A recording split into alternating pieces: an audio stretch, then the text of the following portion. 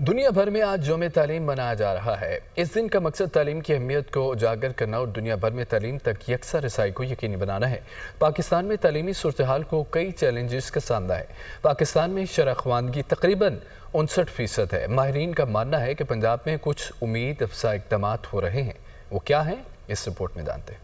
दुनिया भर की तरह आज पाकिस्तान में भी आलमी यौम तालीम मनाया जा रहा है। अक़वाम मुत्तहिदा के मुताबिक तालीम हर इंसान का बुनियादी हक है, लेकिन पाकिस्तान में तालीम की सूरत हाल तसल्ली बख्श नहीं। शरह ख्वानगी तकरीबन 59% है, जो कि जनूबी एशिया के दीगर ममालिक के मुकाबले में कम है। पाकिस्तान में स्कूल जाने की उम्र के तकरीबन 2 करोड़ बच्चे तालीम से महरूम हैं। खास तौर पर देही इलाकों और खवातीन की तालीम पर तवज्जो देने की अशद जरूरत है। माहिरीन तालीम का कहना है कि फंड्स, स्कूलों और उसातिज़ा की कमी समेत गुर्बत, सिनफी अदम मसावत और सहूलियात की अदम दस्तयाबी शरह ख्वानगी की कमी की वजह है। हायर एजुकेशन भी बहरान का शिकार है। माहिरीन तालीम का अलबत्ता ये कहना है कि पंजाब में तालीमी मामलात उम्मीद अफजा हैं। हुकूमती स्कीमें तालीम की बेहतरी के लिए काम कर रही हैं, जिसमें लैपटॉप, होनहार स्कॉलरशिप्स प्रोग्राम शामिल हैं।